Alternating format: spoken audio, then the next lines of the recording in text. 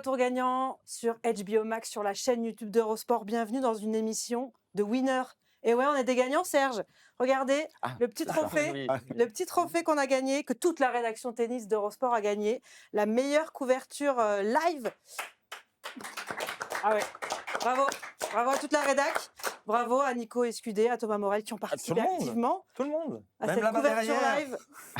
C'est l'Académie de l'audiovisuel qui a remis ce prix à Eurosport, donc bravo à tout le monde. Bah, vous étiez à la cérémonie en plus hier. On y était. On y était. Alors, c'était un beau moment, il y a eu des larmes ou... Ah, il y a eu de l'émotion. On a Il y a eu de senti l'émotion. que Olivier Canton, ça représentait C'est quoi, beaucoup quand le pour dessert est arrivé à 23h, il y a eu vraiment une belle émotion à ce moment-là? Exactement. les petits choux à la crème framboise, c'est pas mal. Et c'était comment Monte-Carlo, Thomas Morel? c'était Oui, les vacances. bronzé. Hein. Mais c'était les vacances. Ça se voit, là, que c'était t'étais au oui, on soleil. était pas mal. Hein. On a eu un beau tournoi, les Ouais. 3 premiers mondiaux en demi-finale, plus certain Valentin Vachereau qui nous a encore écrit une belle histoire, hein, une belle page de son histoire. Alors, 17e joueur mondial comme ce je grand vois monsieur là là. que sur vos synthés, il y a écrit votre classement. Ah. Alors, c'est le classement des pronos. Ah, Donc, on j'ai a fait Nicolas quoi? J'ai fait Escudé. numéro 2, moi. Hein. C'était ce qu'il y avait marqué. Monte-Carlo, t'as fini 2e, mais t'es 12e mondial. Ah, bon, c'est pas mal.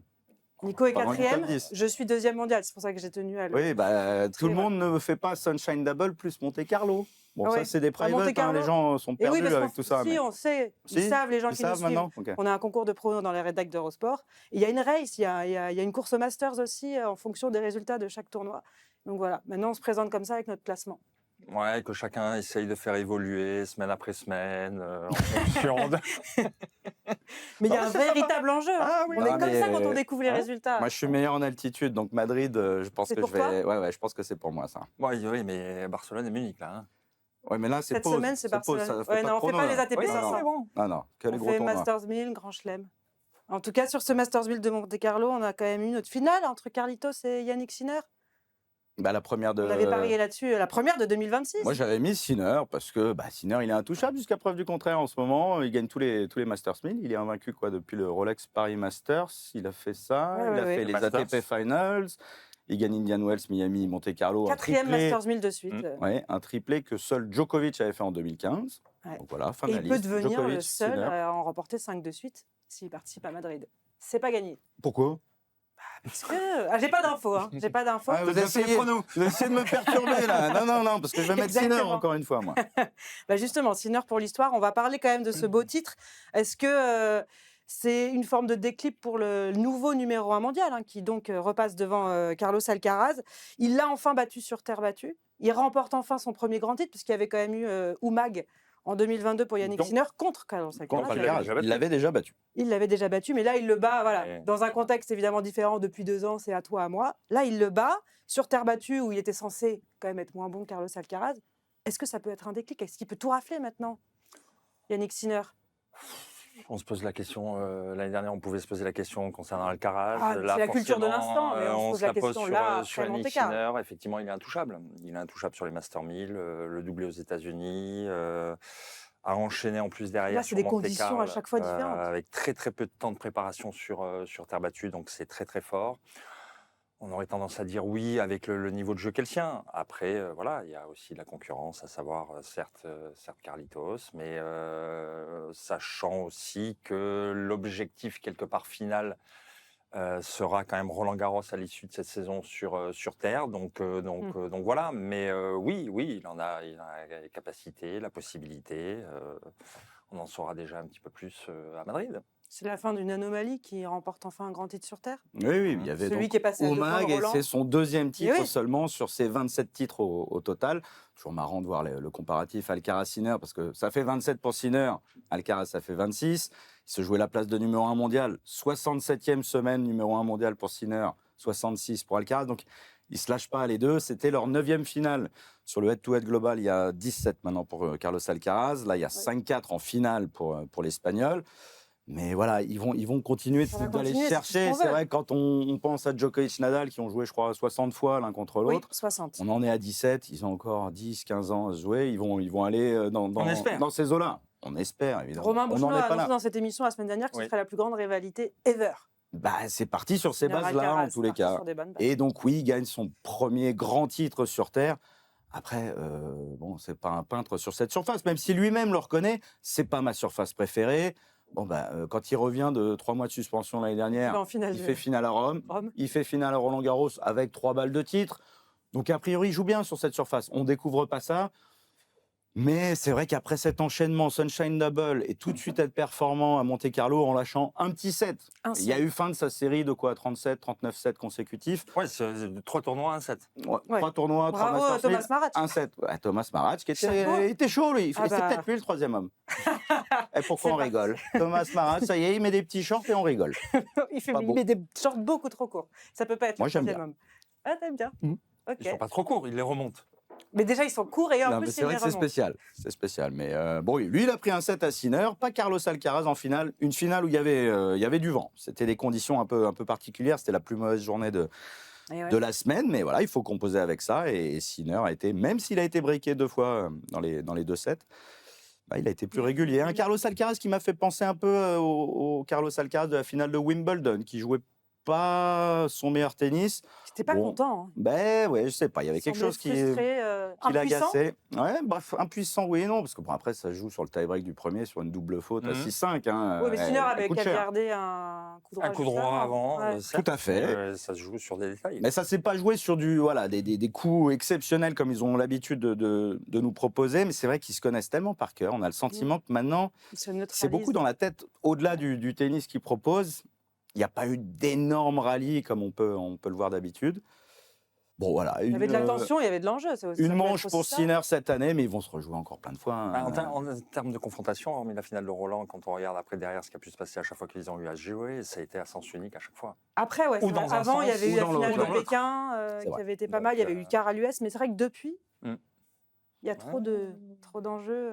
Après, encore une fois, l'objectif, sont les grands chelems. Et Sinner le disait pendant la semaine à Monte-Carlo. Quoi qu'il se passe, moi, là, c'est trouver mes repères, mes marques pour arriver au top à Roland-Garros. C'est l'objectif.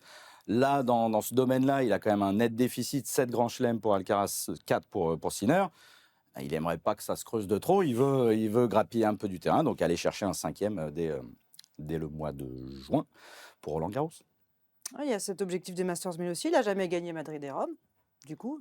Yannick Sinner, c'est les 2 seuls qui manquent à son palmarès des Masters 1000. C'est le premier gros, voire énorme tournoi qu'il a gagné sur cette surface, on le disait tout à l'heure. Oui. Donc, là, les 2 autres, il lui manque.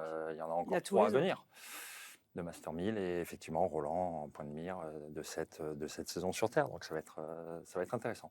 Est-ce qu'on les reverra dans le même tournoi d'ici là? Parce qu'il va y avoir une question de programmation aussi. Donc il y a Madrid, il y a Rome, il y a Barcelone. Carlos Alcaraz y est, il enchaîne. Yannick Sinner, il fait une pause cette semaine. Oui, normal. Ça. Il est numéro 1, parti pour rester, parce que là, si Carlos Alcaraz gagne Barcelone, il repasse devant. Donc là, ça va vraiment se jouer. Je pense pas qu'il joue la place de numéro 1 l'un comme non, là, c'est pas... On va voir le classement ATP. Le ils gouffre, sont donc on va dire. tout proches. Et, par contre, il y a le gouffre. Ce gouffre entre les deux. 7685 points entre mondial, Carlos Alcaraz Zverev, c'est absolument fou. Alors, 7685 points, on s'est amusé à calculer ce que ça représentait comme titre. Et c'est du très, très lourd, puisque c'est donc 3 titres du Grand Chelem, 1 titre au Masters, 1500 points, et puis 2 titres en Challenger. Ou sinon, c'est quoi? Gagner 60 fois le tournoi d'Arnaud Clément à Aix? Comme ça, 125. Ah, à peu près ça, ou j'ai mal compté? Non, c'est ça. Mais il y a combien de semaines en maths. Donc voilà, c'est même pas possible. Si on fait que les 125, on peut même pas combler l'écart si on gagne tous les 125 chaque pendant semaine. un an. Donc ça fait...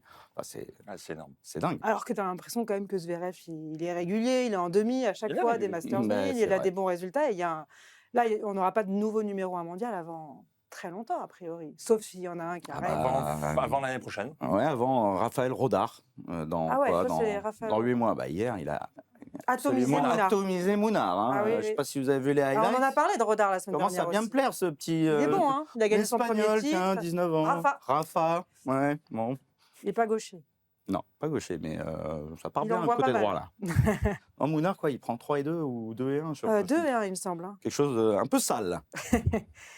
Il y a des points à défendre pour tous les deux jusqu'à Roland-Garros. Il y en a beaucoup plus pour Carlos Alcaraz, qui avait annoncé la couleur en arrivant à Monte-Carlo. Moi, de toute façon, je sais qu'il va repasser numéro 1.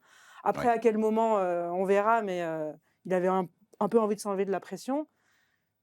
On voit les points qu'ils ont à défendre sur ce petit graphique. Beaucoup, donc, pour Alcaraz, moins pour Sinner, évidemment. Mais beaucoup quand même. Il faut défendre cette finale à Rome et puis une finale à Roland-Garros. C'est pas dit qu'il fasse aussi bien, mais c'est sûr qu'il a moins de pression, moins de points à défendre que Carlos Alcaraz, et c'est pour ça que l'Espagnol, même s'il est à Barcelone, je pense que c'est pas du tout pour la place de numéro 1, c'est plus parce que c'est Pour Barcelone, enchaîner. c'est en Espagne. Ouais. Mais c'est vrai, rappelons que l'année dernière, il avait enchaîné donc titre à Il n'a pas fait Monte-Carlo, Madrid. Barcelone, il fait finale, il perd contre Holger Rune, ou un peu blessé, un peu diminué. Oui, c'était Blessé pas... même, vu que derrière, Il fait pas Derrière, il Madrid. fait pas Exactement. Madrid. Moi, j'étais surpris personnellement de le voir enchaîner à Barcelone, mais j'imagine qu'il y a Les enjeux, et des puis, obligations un petit peu. Voilà, on n'est pas au courant de tout, mais je trouve que c'est un peu ambitieux parce que là, il joue ce mardi, donc Ça va faire beaucoup, ouais. 48 heures après sa finale. Il y a un voyage. Enfin, on va voir après. Il a de la marge contre beaucoup d'adversaires, Alcaraz, mais je suis surpris qu'il n'ait pas tiré les leçons de la saison passée. Ouais, mais c'est important pour les Espagnols. Tout comme ça peut l'être. Alors en Ouais, France, mais on a bon, beaucoup plus de tournois. c'est important de très pas se bien, blesser c'est pas aussi. Je suis d'accord. Mais s'il s'envoie Barcelone et Madrid, peut-être qu'il fera l'impasse sur Rome.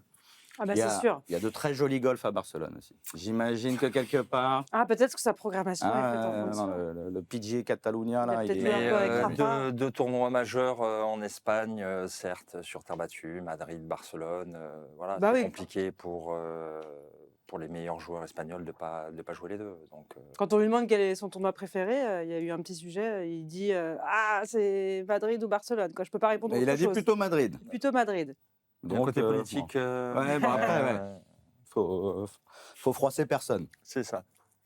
Il avait plus perdu sur terre battue depuis cette finale de Barcelone, Carlos Alcaraz, mais on n'a pas le sentiment que ça va forcément peser lourd dans sa tête. C'est plus un coup de boost pour Yannick Sinner, ça peut être un déclic. Est-ce que pour Carlos Alcaraz, c'est grave ou c'est finalement il est tombé sur plus fort que lui et... Non, et puis Sinner en avait repris l'année dernière qu'à Rome.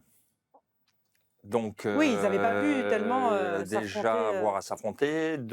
Sinner a forcément des points à gagner et rien à défendre par rapport à l'année dernière jusqu'à Rome, on va dire.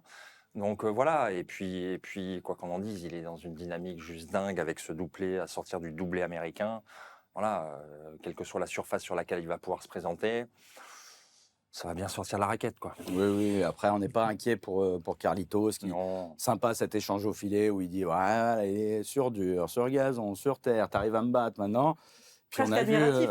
Presque admiratif, mais ils se respectent tellement, ils s'estiment tellement, ils sont presque potes. C'est presque dommage. Par moments, on aimerait qu'ils se haïssent un peu plus. Mais quand on voit les images de Sinner qui saute, d'ailleurs, un petit peu frileux sur le plongeon, Sinner dans la piscine. Il n'a pas pris de risque. Il a pas, les matchs avant tout. Sous les yeux d'Alcaraz. C'était mignon, il était là, filmé avec son téléphone. Bon, il y a une relation très très saine entre les deux. Ils savent qu'ils ont 7685 points d'avance sur les autres. Ils savent qu'ils marchent sur la planète tennis pour le moment et que ça va être un coup à lui, un coup à moi.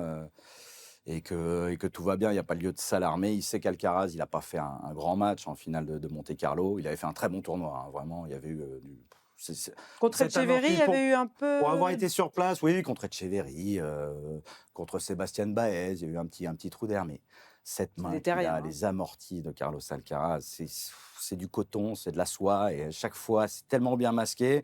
Effet rétro, latéral, pas latéral, peu importe. Enfin, c'est vraiment incroyable à voir sur place. Mais aussi quelques downs. Mais comme d'habitude, Alcaraz, on le sait, il est tellement joueur parfois. Les fils qui se touchent, mais quelque part, ça nous plaît. Je me suis demandé, moi, s'il était moins fort sur les formats en 2-7 gagnants. C'est pas impossible. Carlos Alcaraz. Quand on voit, contre Djoko, il y avait eu ce match à Cincinnati, la finale des Jeux Olympiques. Et l'inverse, c'est peut-être vrai pour Sinner. Il est peut-être meilleur sur les 3-7 que sur les 5-7. Enfin, d'ailleurs, c'est sûr, puisqu'en 5-7, c'est pas bon. À partir d'une certaine il l'a battu durée, à Wimbledon. Oui, mais à partir d'une certaine durée, en 5-7, c'est pas bon. Et à partir d'une certaine durée, effectivement, Sinner a encore un plafond de verre, à mon avis, sur lequel il travaille. Mais oui, avoir affronté Carlos Alcaraz en 5-7, c'est... Alors, certes, Sinner aussi, mais surtout Alcaraz, c'est un peu la même équation, limite insoluble, d'autant plus sur certaines surfaces, que certains avaient face à un Rafa sur terre, Rafa sur dur, ou à se dire, je suis en train de me faire démolir, ça fait un 7,5. Pour arriver à gagner, j'en ai toujours 3 à gagner, et ainsi de suite. Donc, mais après, on l'a vu au niveau classement et le différentiel de points, il survole, il marche sur tout le monde, tout simplement. Et je repose la question, est-ce qu'il va marché sur cette saison sur terre battue pour vous voilà, Yannick Sinner Ouais. Est-ce qu'il peut tout rappeler ou est-ce qu'il va être piqué au vif, Alcaraz et... Je vois personne d'autre que Sinner ou Alcaraz pour gagner Roland. Si on se pose cette question-là, après, qui va gagner, ça s'est joué. Voilà. Jeune espagnol, là. Et Rodin, le troisième homme. L'année prochaine. Il est encore teenager, mais il commence à me plaire parce qu'il occupe le meilleur classement de sa carrière. Il va rentrer probablement top 50, 19 ans. Ouais, ça commence à bien jouer au tennis. Donc, je vais le surveiller, lui. Alex Correggia a partagé sur Twitter les highlights ce matin. Et quand Alexito, il partage un truc, c'est pas anodin. Voilà, je dis ça, je dirais. Mais qui pour éventuellement gagner Roland, donc personne. Après, attention. Non, mais attention, il y a des joueurs. Je suis désolé, sur un match sec, là, je vais faire un petit cocorico. Sur un match sec, en fonction de ce qui va se passer là à Barcelone, Madrid, Rome, le positionnement de tête de série ou de non tête de série d'un Arthur Fils, qui se chope l'un des deux au premier tour. Je pense que l'un des deux, que ce soit Sinner ou Alcaraz, se voir Fils au premier tour de Roland, ça va être la grimace. Hein. Donc voilà, il y a des joueurs sur un match sec et début éventuellement de tournoi mais oui. Parce que là, on a le sentiment que Sinner... Quand le tableau de Roland va nous arriver, qu'on va avoir à pronostiquer... On va renvoyer Alcaraz et Sinner en finale, probablement. Mais si on fait tous les mêmes pronos, on peut pas... vous faites ce que vous voulez, Anna, mais moi, j'ai ma petite idée déjà quand même. Bon, en tout cas... Avec Vacheron en demi. Ah, bah voilà. Là. Je vous fais une transition, c'est cadeau. Voilà. J'avais une petite transition pour dire que justement, pardon, je voulais pas, le dernier joueur à avoir gagné un grand titre hors Sinner Alcaraz, c'est Valentin Vachereau, au Masters 1000 de Shanghai. Et Valentin Vachereau, on a envie d'en parler parce qu'évidemment, il a fait un super Monte-Carlo à la maison. Demi-finale pour Valentin Vachereau, donc, qui atteint son meilleur classement aujourd'hui. 17e. 17e, ça parle à Nico. Tout à fait.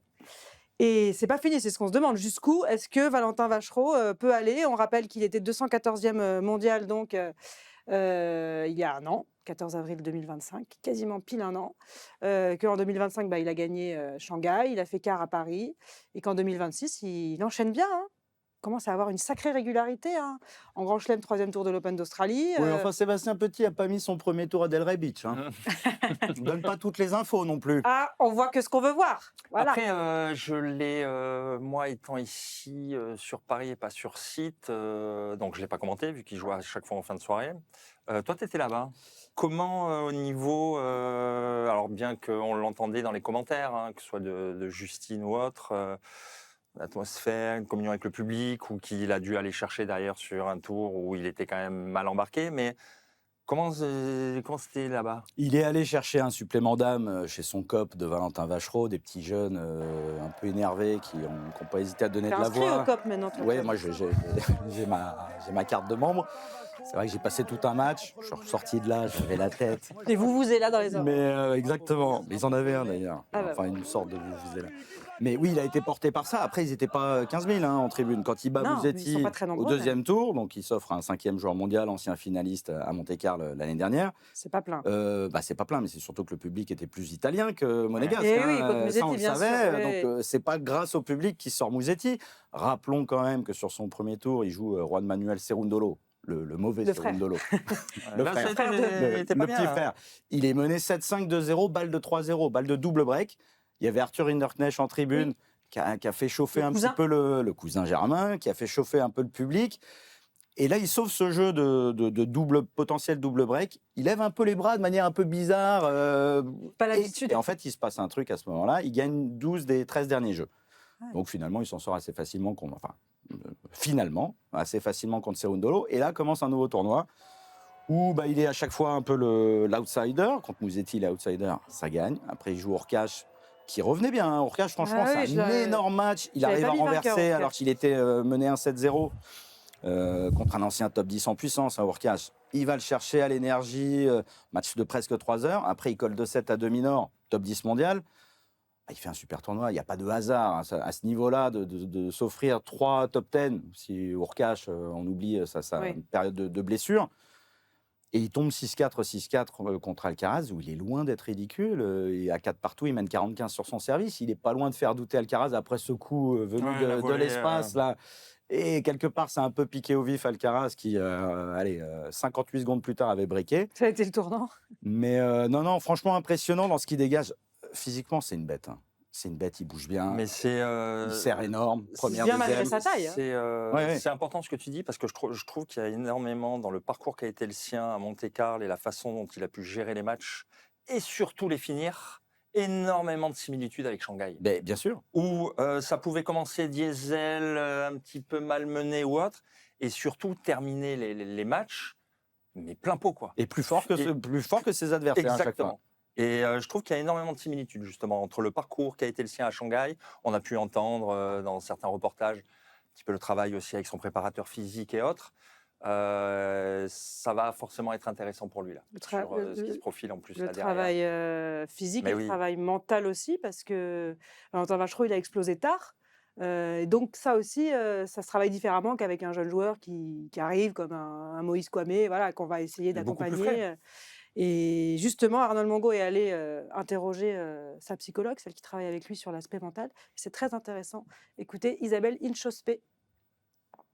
L'avantage de Valentin, c'est que c'est le même état d'esprit du premier tour à celui-là. Donc il ne change pas, en fait, il ne varie pas. Il a toujours ce souci de bien faire les choses, de bien le vivre et de faire toujours l'effort au moment où il faut. Donc j'ai envie de dire, il n'y a aucune variation entre son premier tour et celui-là. C'est des années de travail, en fait. Donc je ne peux pas vous le résumer en un exercice. C'est des résumés de ce qu'on travaille dans l'année.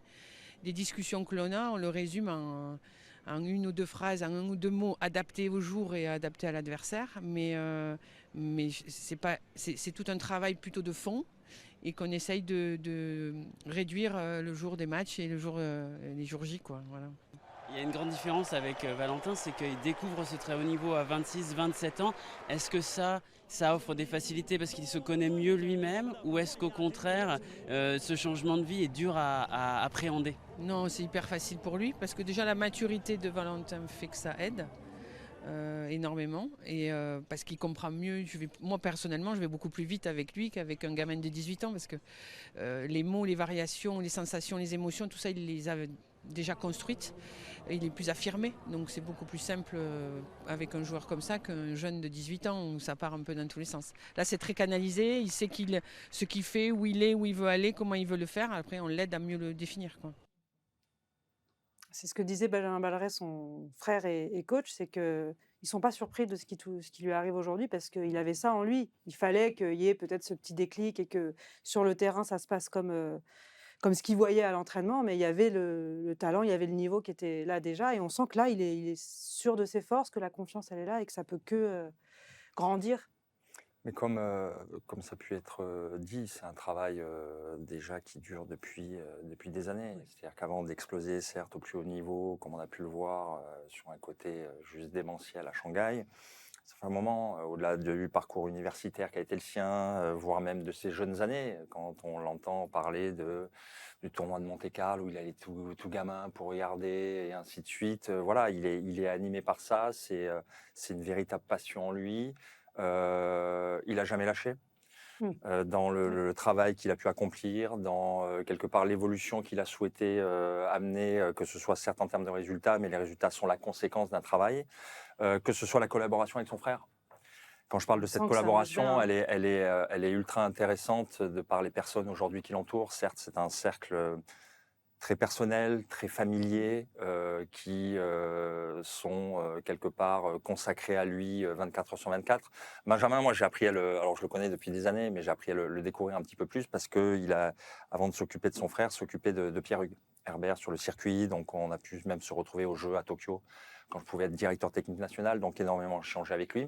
Et quand je me suis retrouvé aux commandes un petit peu à la fédération et en recherche un petit peu d'entraîneurs et autres, j'avais justement appelé Benjamin pour essayer de le recruter au sein de la maison fédérale. Et il commençait déjà depuis un petit moment justement ce travail avec son frère. Il disait c'est compliqué parce que là il s'est blessé, mais je veux pas lâcher, lui non plus, on se donne tous les moyens. Et quand on voit aujourd'hui où ils en sont, je parle de Benjamin parce que j'en ai discuté avec lui à Nanterre fin d'année dernière, je les félicite. Ah ouais. Et il est aucunement surpris parce que quelque part, ce que produit Valentin sur le court aujourd'hui, il le faisait déjà à Il le l'entraînement. voit depuis tellement Il longtemps. pouvait déjà le faire dans les tournois que peuvent être des challengers, voire des futurs. Mais arriver à le faire face à ces joueurs-là et à répéter ce genre de prestations, Shanghai lui a amené énormément de certitude. L'âge qu'il peut avoir, et d'ailleurs, sa psy a pu le dire, voilà, il a une connaissance aussi de lui, du parcours accompli, de tous les obstacles qu'il a dû avoir à affronter et à faire face, qui font qu'il vient s'y greffer aussi, on le disait tout à l'heure, sur cette confiance en lui sur le côté physique, où quelque part, quels que soient les joueurs qu'il va avoir en face, sur 1, 2, 3, 4, 5 sets, quelle que soit la durée, il va pouvoir tenir sans aucun problème. Donc tout ça fait que, en fait, il a une confiance en lui. Vient se greffer en plus le fait qu'il soit nouveau. Donc en soi, c'est pas un Zverev qui a pris des branlées face à des Federer, qui a pris des branlées et qui est traumatisé par rapport à certains joueurs et autres. Et en fait, il bouffe, comme on peut dire dans le jargon, il bouffe la vie, il bouffe le circuit et il prend tout ce qu'il y a à prendre, quoi. Bah, c'est beau à voir. Ben oui, c'est beau à voir. Et c'est quelqu'un qui dégage vraiment un côté très sain, qui a la tête sur les épaules. On sent qu'il a les pieds sur terre. C'est pas... Parce que ça reste extraordinaire ce qu'il vit. Hein, parce que quand on parle il fallait ce déclic, un déclic où on gagne un Masters 1000 à Shanghai, où il y a tous les meilleurs du monde. C'était pas prévu. Il était passé de 204e à quoi, 40, peut-être top 40. Là, aujourd'hui, il se retrouve 17.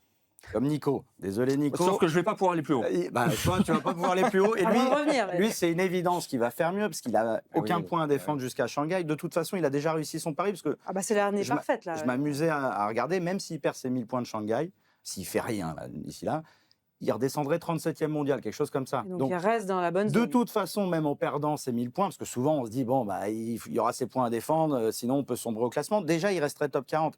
Et là, entre-temps, il y a quoi? Il y a 4 Masters 1000, il y a Madrid, Rome, il y a Cincinnati et Montréal. Montréal cette année? Cette année, c'est Montréal. C'est pas précis, ça. Il y a 3 grands chelems. Il y a 3 grands chelems. À chaque fois, il sera tête de série. Sur tous les Masters 1000, il sera directement au deuxième tour, puisque c'est les Masters 1000 sur 12 jours, où il y a les 32 têtes de série qui passent le premier tour. Ce qu'on préfère. En grand chelem, il aura normalement des premiers tours abordables. Donc, il va gagner naturellement 1, 2, 3, 4 matchs. Le top 10, il lui manque 1400 points environ. Hein, c'est toujours dans ces eaux-là.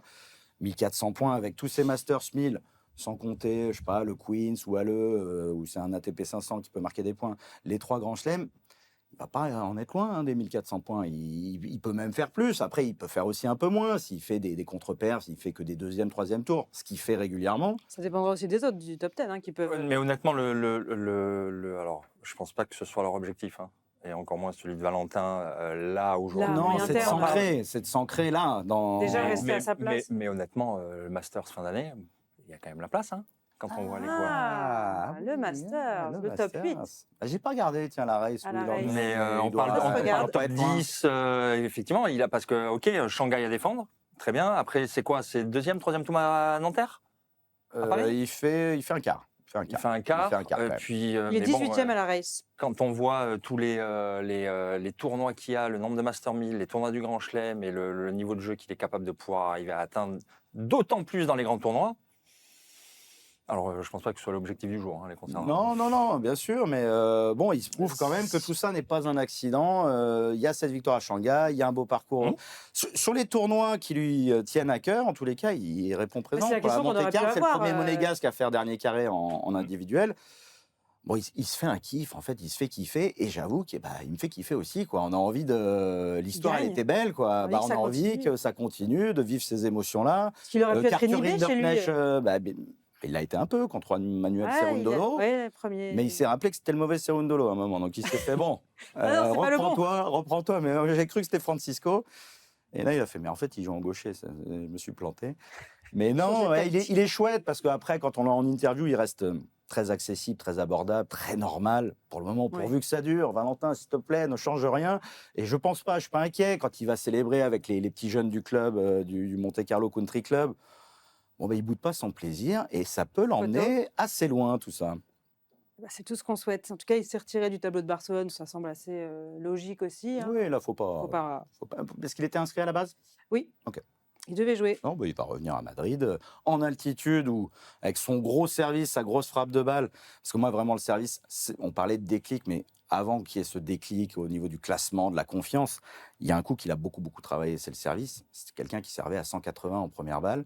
Là, c'est du 215, 220 quasiment sur toutes les premières. Ah oui, c'est pas et une en petite, deuxième, amélioration. c'est entre 190 et 210. Il prend d'énormes risques, il ne fait pas beaucoup de doubles. Non. Et ce que j'ai bien aimé à Monte-Carlo, c'est qu'il n'était pas non plus trop prévisible, parce qu'il avait été un peu du côté d'Indian Wells ou Miami quand il jouait Arthur Fils, où il servait que des deuxièmes à 200, mais au milieu du carré. Au bout d'un moment, Arthur avait plus qu'à bloquer. Punir, ouais. Là, il mettait aussi un peu de kick, mais un gros kick. Hein, c'est des deuxièmes à 170, descend de haut, 175. Il n'hésite pas à enchaîner des services volés sur deuxième balle. Alors, pas encore, c'est pas le Il y a une marge de domaine où il progression à la surnage volée, ouais. le plus. Mais il essaie de progresser. Et moi, c'est vraiment un coup très, très impressionnant. Mais quand on le disait tout à l'heure, sur le fait qu'il arrive maintenant et qu'il est frais sur le circuit, il y a bon nombre de joueurs, certes, qui voient les résultats qui sont les siens, mais qui ne l'ont pas encore joué. Et quand on n'a pas encore joué un joueur, on a beau s'entraîner avec lui sur certains tournois, l'entraînement et autres, mais se retrouver en compétition sur un tournoi, c'est pas la même chose. La qualité de la balle, le service, comme tu pouvais dire. Moi, je mets juste un petit bémol sur le service à Monte-Carlo. Contrairement à Shanghai, il y a eu des trous d'air en termes de pourcentage de première balle, où quelque part il s'en sortait, d'ailleurs sur demi-nord, où ça revenait pour sauver les balles de break, où elle repassait. Il est costaud sur les balles de break. Hein. Mais avant ça, des séries, des jeux complets où la première passe pas, va falloir arriver à utiliser ça et stabiliser ça un petit peu plus quand même. C'est bien, hein, il y a de la marge de progression, ça veut dire oui. qu'il peut encore aller plus haut. On a confiance dans la trajectoire de Valentin Vachereau. Il y a une trajectoire qui est un petit peu différente, qu'on a envie d'aborder. C'est celle de Loïs Boisson, puisqu'elle était attendue, la Française, au tournoi de Rouen. Et elle a encore remis à plus tard son retour. Elle, qu'on n'a plus vue sur un court de tennis depuis fin septembre 2025. Loïs Boisson, la demi-finaliste de Roland-Garros. On regarde son parcours justement depuis cette demi-surprise et exceptionnelle à Roland l'an dernier. Elle n'avait pas passé les qualifs à Wimbledon. Il y a eu quand même cette victoire d'un tournoi sur terre battue à Hambourg, d'un tournoi WTA. Puis après, pas beaucoup de victoires. Ce troisième tour à Pékin qui était pas mal, hein, parce que c'est un WTA 1000. Puis blessure, de nouveau. C'est l'avant-bras qui la gêne beaucoup. On n'a pas trop d'indications parce que elle semblait remise, elle annonce qu'elle va revenir, puis finalement non. On se pose beaucoup de questions sur Loïs Boisson et elle est 44e aujourd'hui au classement WTA, mais elle va continuer de reculer. Son statut de tête de série à Roland-Garros qui aurait pu lui permettre de démarrer un peu plus facilement peut-être la défense de cette demi, ça se complique, c'est inquiétant. Oui. Nico ? Oui, c'est inquiétant, bien sûr que c'est inquiétant. On a découvert Loïs à Roland l'année dernière, en fanfare, on va dire, avec le parcours qui a été le sien et qui, quelque part, a sauvé un petit peu la face du tennis français de par les résultats de la quinzaine l'année dernière. Mais heureusement, et ça faisait du bien, d'autant plus côté féminin, où on peut être en grande difficulté aujourd'hui en France à ce niveau-là. Mais oui, c'est inquiétant, c'est forcément inquiétant de voir Loïs revenir parcimonie sur certains tournois en 2025, toujours rien depuis 2026. Avec une demi-finale à Roland à avoir à défendre, avec un classement qui petit à petit dégringole, et surtout le fait de ne pas se retrouver à avoir à jouer, quoi. Alors c'est bien joli l'entraînement et autres, mais à avoir à croiser le fer en compétition, à avoir à jouer les adversaires, à avoir à se confronter à elle, d'autant plus avant un tournoi majeur à la maison où elle va avoir une pression juste immense, dingue. Alors l'année dernière, elle a magnifiquement géré, mais je pense qu'il y avait une spirale un peu folle. Et puis c'était la même configuration l'an dernier. Elle arrive après une blessure, sans rythme tellement. Elle ne mesurait pas trop un petit peu ce qui pouvait se passer. Moi, ça m'inquiète. Bien sûr que ça m'inquiète. Mais ce qui est terrible, c'est que ça l'inquiète aussi. On le sent, elle se fait rare en termes de communication, mais elle s'est fendue d'un petit pavé sur les réseaux, sur Instagram, pour donner des nouvelles, dire que c'est dur, hein, elle le reconnaît. Psychologiquement, elle est encore plus atteinte par cette blessure à l'avant-bras qu'elle a du mal à guérir que son genou. Son genou, ça lui avait déjà quand même posé d'énormes problèmes, évidemment. On s'en souvient l'année dernière à Roland-Garros où elle n'en était pas bien sûre de ce genou quand elle joue contre Elsa Jacquemot et à la fin du deuxième set qu'elle perd, elle est en pleurs parce qu'elle se dit ça y est, mon genou est en train de me lâcher. Bon, finalement, je sais pas, elle trouve des ressources mentales quelque part et puis elle va jusqu'en demi-finale. Mais oui, c'est inquiétant parce que on la sent. Il y a rien de pire pour le sportif que la blessure. On ne peut pas faire grand-chose contre ça, mais on la sent mentalement très, très touchée par ça. Et c'est la trajectoire totalement inverse de Valentin. Elle n'a pas su capitaliser sur son Shanghai à elle, c'est-à-dire cette demi-finale de Roland.